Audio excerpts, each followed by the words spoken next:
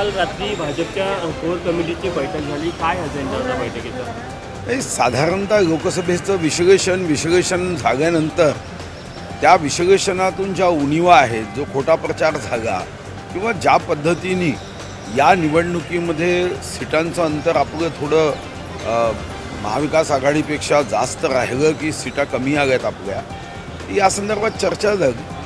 आणि आता या पुढच्या विधानसभेच्या निवडणुकीच्या पूर्वतयारीच्या निमित्ताने काही चर्चा आणि विधान परिषद राज्यसभेच्या निवडणुकीच्या बाबतीत चर्चा, एवढ्या विषयांवर ही बैठक मर्यादित. राजकीय समीकरणापेक्षा सामाजिक समीकरणावर यावेळी जोर देण्याच्या सूचना किंवा काही निर्देश देण्यात असं असे कोणी निर्देश वगैरे काही नाही. विषगेशन अतिशय चांगलं झालं.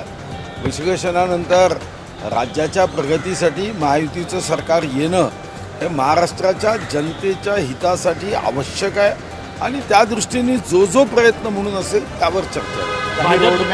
ब्लूप्रिंट असं काही तयार करणार ते आता भविष्यात तयार होईल. एका बैठकीमध्ये ब्लूप्रिंट कधीच तयार होईल नाही. बैठकांचा सिलसिला जारी राहील आणि त्यातून महत्त्वाच्या विषयांवर एक कृती आराखडा भविष्यात तयार. भाजप शासित राज्यांमधल्या ज्या काही योजना आहेत त्या सकारात्मक राहिल्या आणि त्या राज्यात फायदा झाला, त्यावर देखील चर्चा झाली.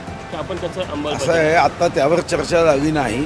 ती चर्चा मागेच एक 15-20 दिवसापूर्वी यावर चर्चा झाली की आपल्याला उत्तम योजना दिल्या पाहिजे आणि ती तर चर्चा फरवरीमध्ये सुद्धा झाली. त्यामुळे चांगल्यात चांगल्या योजना देणं हे महायुतीच्या सरकारची जबाबदारी आहे, दायित्व आहे, कर्तव्य.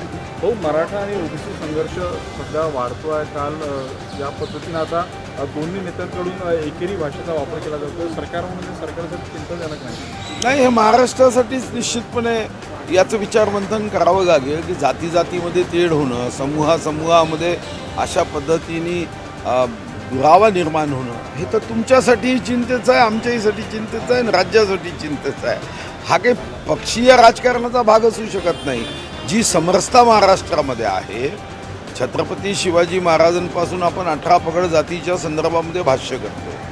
मग हा महाराष्ट्र जर शाहू फुले, बाबासाहेब आंबेडकरांचा असेल तर आमच्यामधला जो एक सूर आहे, एक विचार आहे, तो जो काही एकीचा भाव आहे, हा जातविरहित भाव हा जास्त महत्त्वाचा असल्याने अशा पद्धतीने चिंता होणं आणि त्यावर उपाययोजना करणं हे गरजेचं आहे. पंकजा मुंडे यांना राज्यसभेत पाठवण्याची तयारी भाजप करत आहे. काय हे तुम्ही बातम्या चालवल्या, जेव्हा जाईल तेव्हा नावं सांगितलं त्याच्यावर. मला वाटतं की भारतीय जनता पार्टीने काय निर्णय करावा हे शीर्षस्थ नेत्यांवर ठरतं, तेव्हा त्यावर निर्णय होईल. पण पंकजा मुंडेंना पाठवलं त्याचा फायदा होणार नाही का भाजपला सध्या? असा आहे, हा प्रश्न इथं उपस्थितच होतो. मनोज जरांगे म्हणतात की मी ठरून 9 मंत्र्यांना पाडील, म्हणजे कुठेतरी एक पॉवर केंद्रासारखी ती बाह्य पॉवर केंद्रासारखी ते भाषा करतात.